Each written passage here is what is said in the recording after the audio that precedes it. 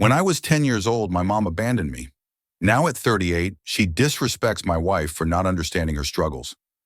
Losing my dad when I was 10 felt like the universe had suddenly tilted on its axis. It wasn't just a quiet, peaceful kind of passing. It was abrupt and shocking, the kind you replay in your mind over and over, trying to make sense of it. One day he was there, his laughter filling up our small living room, and then he wasn't. The details surrounding his death were messy and painful, too much for a kid to fully grasp, yet enough that the memories stuck with us. Mom took it hard, really hard. She tried to hold it together, but you could see the strain in her eyes and the way her hands shook a little more each day. She wasn't the same after that, and neither were we. Our home felt like a completely different world, one where the colors had faded and the sounds were muffled. Mom, who used to be the heart of our house, filling it with warmth and laughter, suddenly seemed like a shadow of herself. She'd sit at the kitchen table, staring blankly at the coffee she'd poured, but never drank, lost in thoughts that clearly pained her. I remember the morning she told us about her decision to move back to her home country. Her voice was steady, but her hands trembled slightly, betraying the storm inside her. Our house, once vibrant with our family's daily routines, felt increasingly empty and silent. The walls echoed with the ghosts of our past conversations, and each room held a memory of Dad's laughter or his comforting presence. Being here, Mom said, is too much of a reminder of what we've lost. I need space to grieve, away from the environment that echoes his absence. It's just for a little while, she added, forcing a smile that didn't quite reach her eyes. I need some time to heal, to find some peace. The word temporary hung in the air, but as a kid, I didn't grasp the full weight of what was happening. I just nodded, thinking she'd be back soon and that everything would go back to normal. Mom's move, intended to be a brief escape from her grief, became a permanent arrangement. Her brief visits were filled with awkwardness and palpable tension, as if she were a guest rather than the mother who had raised us. I could see the guilt in her eyes and the struggle to reconnect with the children, who now felt more like strangers. As weeks turned into months and then years, the reality of her prolonged absence settled in. Birthdays and holidays came and went without her. Phone calls were our only bridge, her voice becoming less familiar over time, strained with a sadness that didn't seem to fade. Each call was a reminder of the widening gap between our old life with Dad and our new reality. After Mom left, it was the Nelsons who took us in. They were old family friends, the kind who had known us since we were in diapers. Mr. Nelson was Dad's college buddy, and Mrs. Nelson had been Mom's maid of honor. They tried to fill the void as best they could, turning their guest room into our new bedroom, stocking the fridge with our favorite snacks, and even trying to keep up the same holiday traditions we used to celebrate as a family. Despite their kindness, the house never quite felt like home. It was always a bit too clean, a bit too quiet, lacking the chaotic warmth that had filled our own home. At night, the walls seemed to echo with silence, a stark reminder that this wasn't just a sleepover and that our mom wasn't going to be back. At the end of the weekend, I remember lying in the guest bed, staring at the ceiling, and listening to my sister breathe softly in the bed next to mine. She seemed to adapt better, or maybe she just hid her feelings more. Nights were the hardest for me. That's when the what-ifs would haunt me. What if I had been less of a hassle, quieter, easier to handle? Would Mom have stayed if I hadn't been so much like Dad? These thoughts would spiral, and I'd find myself gasping for air, feeling that old familiar pang of abandonment. Mrs. Nelson would hear me sometimes, her soft knock on the door, a prelude to her sitting by my bed, whispering reassurances, trying to soothe the fears and doubts that nagged at me. But no matter how gentle her touch or kind her words, they couldn't replace the comfort that would have come from my own mom's embrace. This experience shaped how I parent my own kids. I've always made it a point to be there for them, to be a constant presence in their lives. I've gone overboard at times, maybe being too protective, too present. I want them to feel secure, to know I'm always there no matter what, because the absence of my mom, her choice to distance herself when we needed her most, left a void in my life that I've sworn never to replicate in theirs. It's tough sometimes knowing that Mom was just grappling with her own grief while trying to find a way to cope. I understand it on a rational level, but emotionally it still stings. Accepting her decision has been one of the hardest parts of growing up. And even now, it's a struggle not to let that old resentment color the love I still have for her. My wife is a wonderful woman. We married and have two wonderful children together. I met my wife in college, a stroke of luck that I still thank my stars for. We had both chosen the same dreary morning lecture, Economics 101, and it turned out the only thing more potent than our mutual disdain for the subject was our instant connection. She sat next to me on the first day, her presence a stark contrast to the monotonous tone of the professor. She had this way of scribbling notes that was almost artistic, her expressions flickering between amusement and exasperation. We started sharing notes, then coffee, and eventually our dreams and fears. Telling her about my family came later, when our casual coffees had turned into long dinners, and we started thinking about a future together. It was a summer evening, one of those perfect ones where the air is just cool enough to be comfortable. We were at a little park near campus, watching the sunset paint the sky in strokes of orange and gold. I felt the weight of my past nudging at me, urging me to open up about everything. I started with the good memories, my dad's roaring laughter, the way he used to scoop me up into the air, my mom's holiday cookies, and the noise of a house that felt full. But then I shifted to the harder truths. I explained how things changed after Dad passed away, how the brightness dimmed, and how Mom eventually moved away. I told her about the years of feeling adrift, being raised by family friends who were kind but couldn't fill the void my mom left. My wife listened quietly, her hand finding mine as I talked, her eyes never leaving my face. In them, I saw a well of empathy and understanding. When I finished, there was a soft sigh, a slight squeeze of her hand around mine, signaling her support. She didn't bombard me with questions or pity.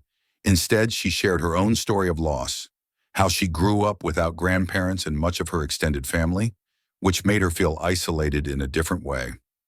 That night, I realized how much I needed someone who didn't just know my joy, but also understood my pain. It felt like a burden had lifted, sharing my past with her.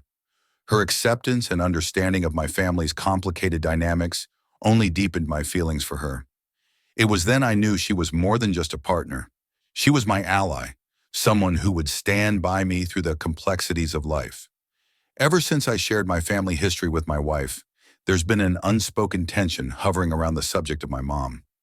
My wife, being the incredibly supportive partner she is, has always been understanding about my feelings, but has harbored a certain reluctance toward my mom herself. It's not out of malice or disrespect. It's more about her struggle to reconcile the abandonment I felt as a child with a woman she's met a few times since we got married. I've tried to explain to her that my mom was just trying to cope in her own way after my dad's death. She was grieving, lost without him. I'd say hoping to bridge the emotional gap that my mom's departure had created, not just in my life, but now in our marriage too. It wasn't that she didn't love us. She just needed time. But to my wife, who sees the world through lenses tinted with fierce loyalty to family, the idea that a mother could leave her children in the care of others, regardless of the circumstances, is a pill too bitter to swallow. She's never rude about it, never dismissive of my ongoing relationship with my mom. She encourages me to call her, supports my trips back home to see her, and she's always the first to suggest we send gifts on Mother's Day. But she remains distant, a polite coldness, setting the boundaries of their interaction. During family gatherings or holiday dinners when my mom is around, my wife is cordial but distant. She'll smile, engage in small talk, but there's a guardedness in her eyes, a firm line drawn that everyone seems to understand. "I'm here for you," she whispers to me, squeezing my hand under the table, a silent reassurance that her stance isn't meant to hurt me, but a boundary she sets for herself.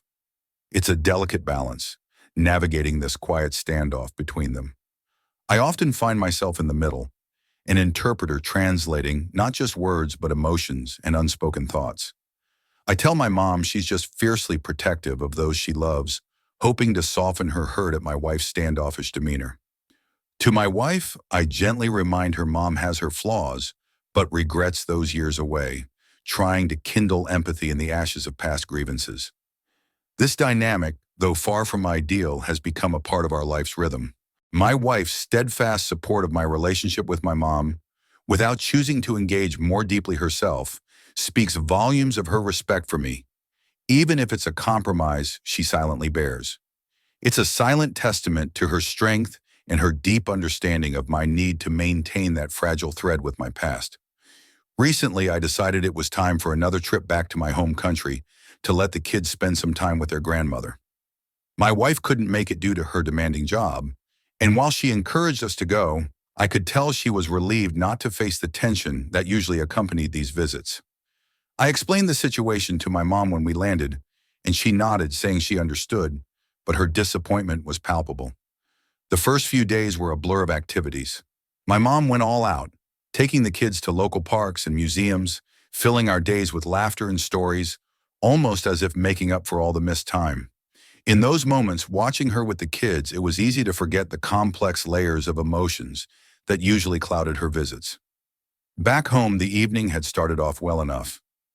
We were at my mom's house, my aunt's laughter echoing through the kitchen as she cooked, the smell of spices filling the air, a reminder of so many childhood meals. It felt good to be home, even if home now had the bittersweet edge of missing voices and past grievances. My mom and my aunt have always had this way of making even the simplest meal feel like a feast, and tonight was no exception.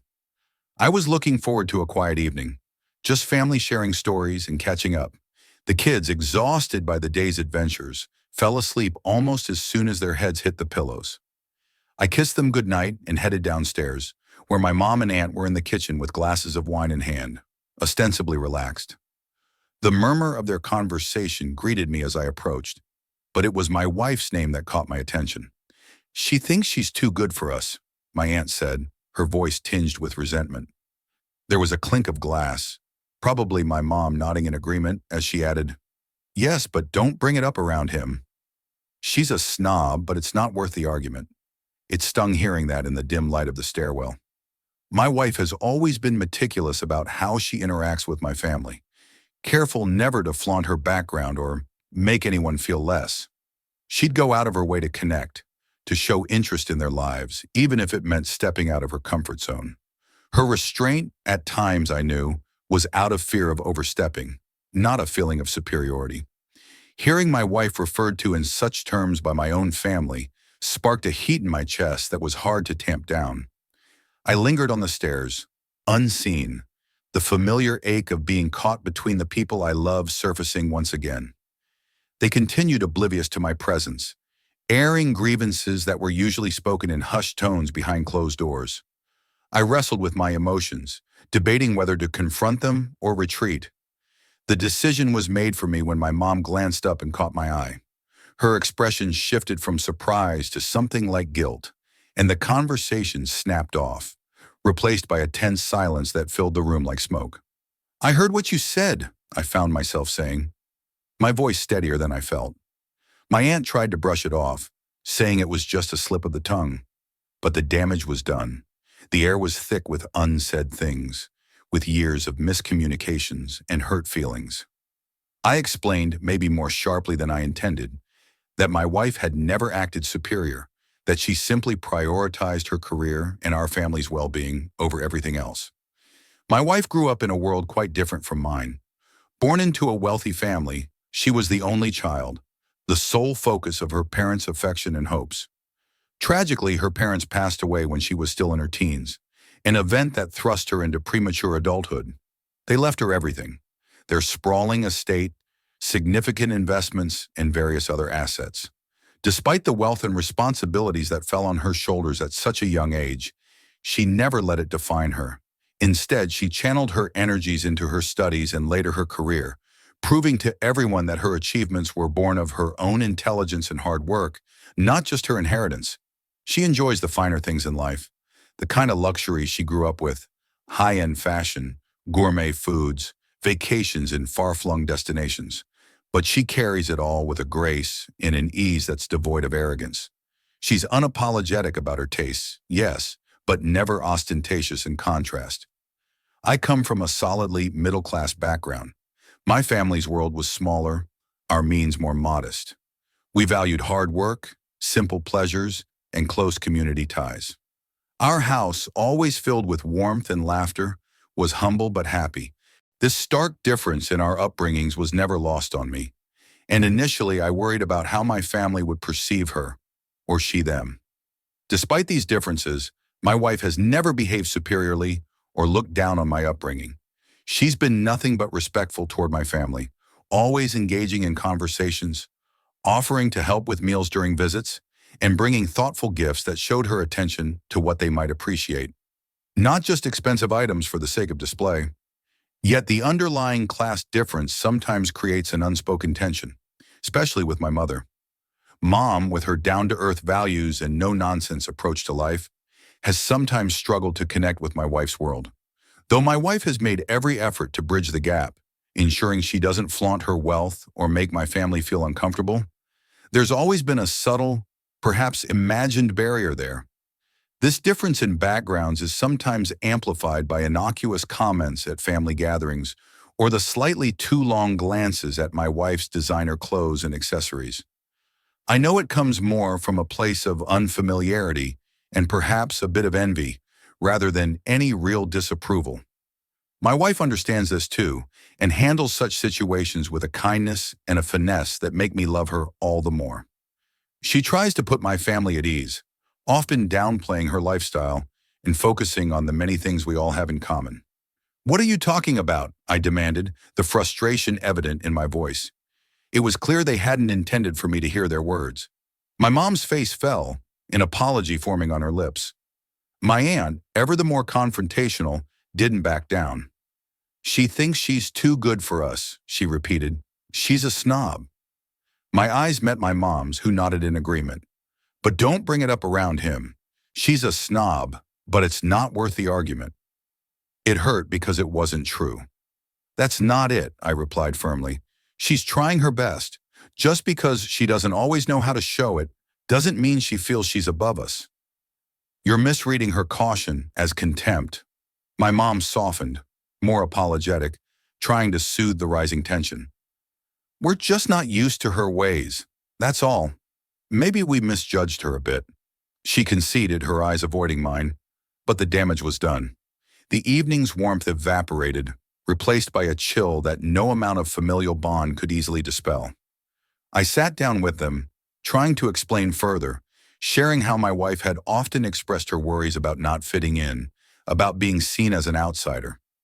It was a long conversation, one filled with admissions and reluctant understanding. My aunt listened, her expression showing defiance. They clearly didn't expect me to hear any of it. My aunt said that my wife's refusal to interact with them is because she thinks she's better than them. I explained that isn't the case, but my aunt kept pushing the issue.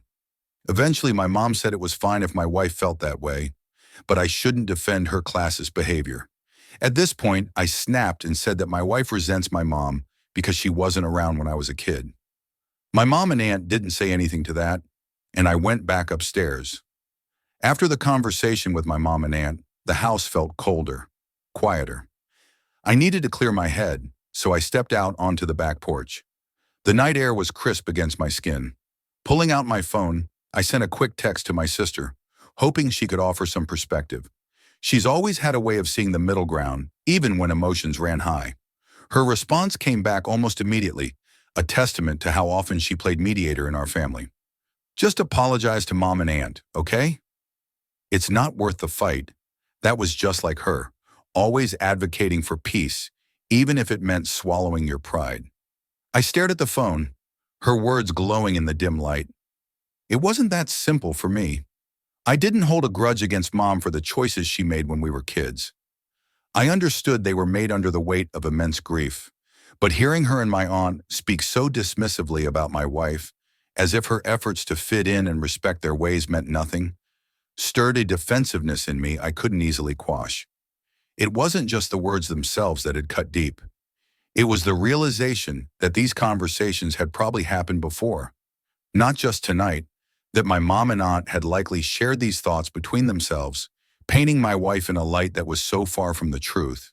It felt like a betrayal not just to my wife, but to the efforts we both made to bridge our very different worlds. Sitting there in the quiet of the night, I typed out a response to my sister. I get what you're saying, but it's not just about making peace. They don't see how hard she tries or how their words might make her feel unwelcome. I didn't expect my sister to fully understand. Her approach was different, shaped by her own experiences and personality. I knew I would eventually need to address this with mom and my aunt to clear the air, or at least make my stance clear. But I also knew an apology from me wouldn't fix the underlying issue that my family still held on to. Preconceived notions about my wife. Notions that weren't fair or accurate. The house was quiet, the only sounds the occasional distant bark of a neighborhood dog and the soft hum of the refrigerator. The conversation with my mom and aunt had left a palpable tension hanging in the air, thick enough to choke on. Alone in the small guest room where we were staying, I replayed the evening's events in my mind, each word and sharp glance looping endlessly. In hindsight, I could see where I might have approached things differently. Maybe I could have been calmer, more diplomatic, instead of letting my emotions get the best of me. But in that moment, hearing them talk about my wife like that, someone who had tried so hard to be part of this family, despite feeling like an outsider, it felt like an instinctive need to protect her had overwritten everything else. My wife wasn't just my partner. She was the mother of my children, the person who stood by me unconditionally. Defending her wasn't just a reaction. It felt like a duty. I leaned back against the headboard, the mattress creaking slightly under my weight. The room was filled with old family photos and knickknacks, a stark reminder of the deep roots and history my family had in this place. It made my decision even more difficult, knowing that leaving early would be like admitting defeat, like letting those petty comments drive us away. But staying felt untenable too, with every forced smile and careful conversation just adding layers to an already thick facade. The kids were asleep in the next room, blissfully unaware of the grown-up complexities clouding the air around them. I didn't want their memories of this trip to be marred by a sense of underlying conflict or to feel the tension that I was so acutely aware of. I pulled out my phone and scrolled through it aimlessly for a few moments before making the decision. I booked flights for us to go back home earlier than planned. It wasn't just about escaping an uncomfortable situation. It was about preserving the peace and mental well-being of my family. My wife, who hadn't even come on this trip, deserved to know that her feelings were validated not just by words but by actions. As I looked up flights, I realized this was more than just a logistical change. It was a statement. I wasn't just leaving early. I was making it clear that while family was important, the respect and well-being of my immediate family, my wife and kids, came first. She's not opposed to the idea of visiting my home country and has done so in the past. Her job is just very demanding, and she said she'd rather do a longer trip with the four of us when she can arrange more time off. And the trip isn't solely based on seeing my mom. My wife's relationship with my home country, and especially with my family, is complicated to say the least. She's not against the idea of visiting. In fact, she's joined me several times before. But her job in corporate law is demanding. Long hours, constant deadlines, high stakes. That kind of pressure doesn't pause for anything. Not even family trips across the globe. She's practical about it. She told me once over a late dinner, while the kids were already in bed, that she would rather wait and take a longer trip together with the four of us. If we're going to travel that far, let's make it a real vacation, not just a quick visit, she had said. Her logic was sound. It wasn't just about the travel time, but also about the opportunity to truly relax and enjoy each other's company without the shadow of obligations or past tensions lurking in the background. The last part is crucial because the trips to see my mom have often been tense. It's nobody's fault, really. It's just that their worlds are so different, and my mom has this way of making her opinions known in a manner that's a bit too straightforward for my wife, who is accustomed to the more measured, polite exchanges of her professional world. So this time around, when the opportunity came for me and the kids to visit my wife encouraged us to go while she stayed behind to manage a major case at work. She framed it as practicality, not preference. "Go have fun with your mom," she said. "The kids miss her, and it's important they spend time with her." She kissed me goodbye as we headed for the airport. She's always been clear about boundaries. If my mom were to visit us, she would welcome her with open arms, offer her the guest room, cook her meals, and engage in pleasant conversation. There's no animosity, just a preference to avoid situations she knows will be uncomfortable, my wife explained. This isn't just about personal comfort, it's about maintaining peace, about ensuring that when we do spend time together, it's quality time, not just obligated time filled with awkwardness and forced conversations. My wife has always been very composed about her feelings toward my mom. She isn't the type to harp on things unnecessarily. Early on, back when our relationship was shifting from serious to truly committed around the time of our engagement, I asked her point blank about her hesitation toward my mom. It was a quiet evening, just the two of us cleaning up after a quiet dinner at home when I broached the topic. Her response was straightforward, devoid of any malice. She explained that the unease stemmed from my mom's long absence in my childhood, which to her signaled potential complexities in family dynamics. "I'd rather not entangle myself with more than necessary," she said. She wasn't judgmental about it. She just laid out her feelings with the kind of clarity and foresight she applies to most things in life. "It's about ensuring we have less stress in our interactions so we can enjoy our time together as a family," she added. "When it happens," she had said, her tone even but firm. That conversation set the tone for how things would be, and true to her word, she hasn't brought it up unless absolutely necessary. Over the years, becoming a parent myself has opened my eyes further to her perspective. The thought of not being there for my kids, of leaving them prematurely, is unbearable. I see now how my wife's understanding of family and commitment could be so deeply affected by my mom's choices. Having children has a way of amplifying the protective instincts, the desire for stability and presence. It's clarified for me why my wife places such a premium on these qualities and has helped me appreciate her stance, even if I don't always fully share her reservations. It's been a few months since I made my post. After reading your comments, I realized it would be rash to leave without trying to sort things out. So I had a conversation with my mom the next morning when my aunt was out and my kids were still in bed. The morning after the tense conversation with my mom and aunt, I approached my mom for a private talk. The house was quiet, with soft light filtering through the curtains, casting a calm over the living room where we decided to sit down. I could tell she was apprehensive about the discussion, perhaps worried about more confrontations. I started by apologizing for my outburst the previous night. My tone was firm yet conciliatory. I wanted to clear the air, but also to stand by my wife's perspective, which I felt was important to communicate clearly. "I'm sorry for how I reacted," I began, "but we need to talk about why you think it's okay to say those things about my wife." My mom nodded, her expression one of regret mixed with a hint of defensiveness. She listened as I reiterated that the comments I overheard were hurtful and simply not true. "If there are issues, we should be able to discuss them openly, not just let them fester," I added, hoping to establish a more open line of communication. My mom sighed, a long, weary exhalation that seemed to carry the weight of the past decades.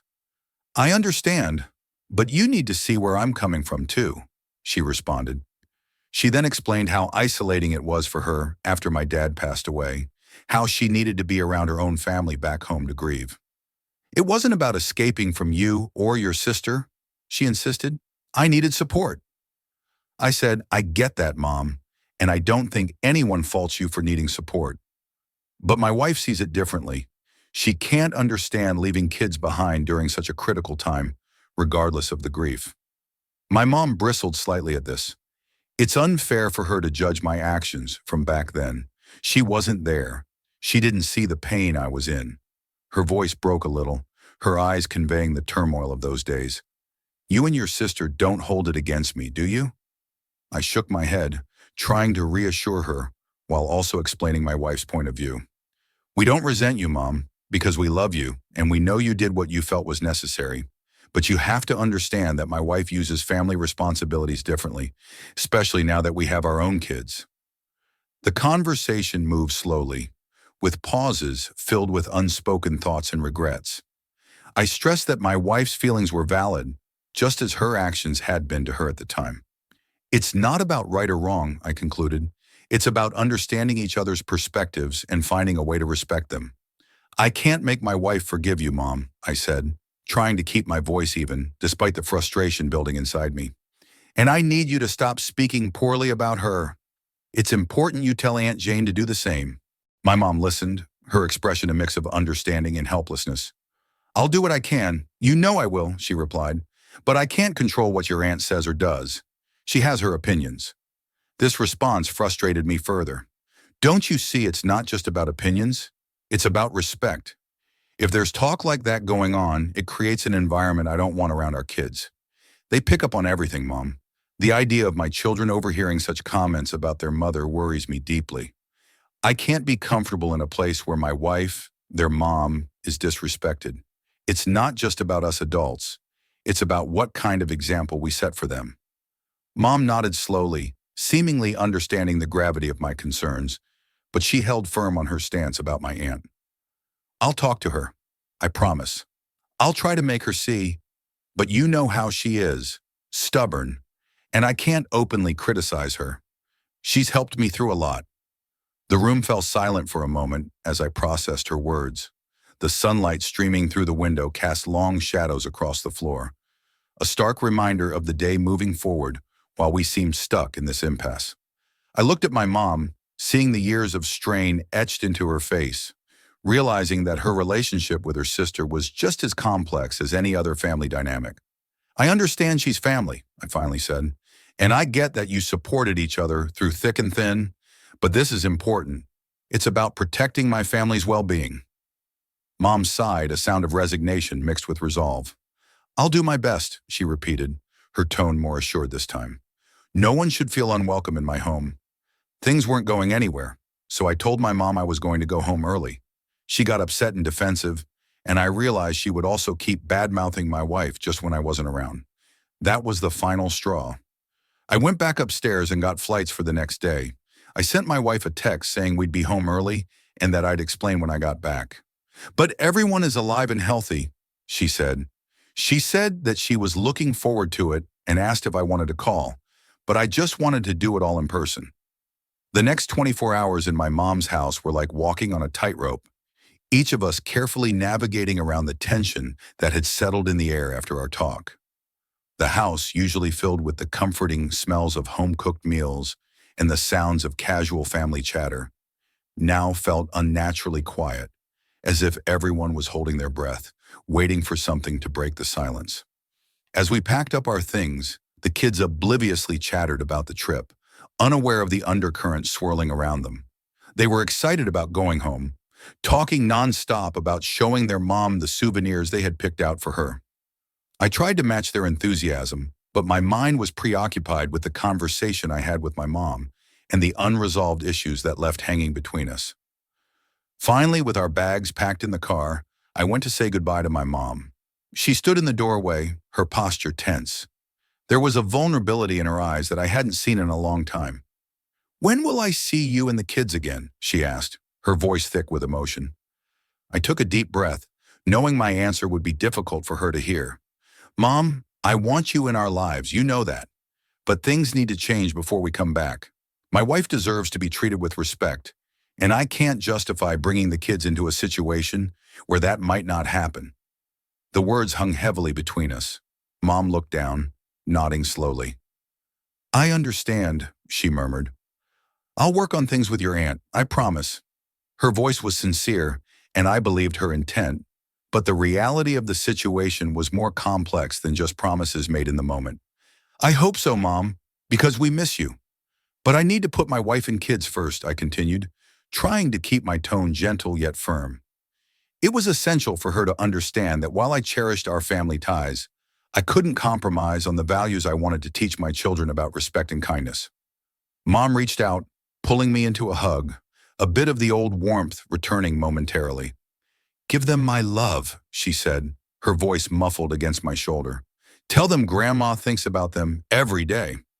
As I got into the car and drove away, the image of my mom standing in the doorway lingered in my rearview mirror. When I got home, the sense of relief was palpable after the tension of the last few days. Walking through the door to see my wife in the familiar surroundings of our own space was grounding. She greeted me with a hug that seemed to physically lift the weight off my shoulders. The kids were already asleep, the house quiet except for the soft hum of the dishwasher. In the background, we settled down in the living room, her on the couch with a cup of tea, me in the armchair across from her. She waited patiently as I recounted everything that had happened, My conversation with my mom, the awkward silence that followed, and the strained goodbye. When I told her about what happened and the comments my mom and aunt had made, she let out a small laugh, more out of resignation than amusement. "Well, I'm glad I only got upgraded to a snob," she said wryly. "It could have been much worse." Her attempt at lighting the mood was appreciated, but her eyes were serious, concerned about the impact of what had transpired. "I stood up for you," I said, wanting her to know that her dignity was something I defended unequivocally. I made it clear that we couldn't just brush those comments under the rug. She reached across to squeeze my hand, her smile warm. "Thank you," she said. "That means a lot to me. Not just that you stood up for me, but that you're thinking about what this means for us as a family." The conversation then shifted to what the future held for my relationship with my mom. I told her we need some space, and that I still want her in our lives, but our immediate family has to come first. My wife nodded, understanding the difficulty of the decision. "I support whatever you need to do," she said. "Just know that whatever distance you need to put, I'm here for you. We're in this together." Her words were reassuring, reinforcing that the choices I was making were not just my own burden to bear, but something we navigated together as partners.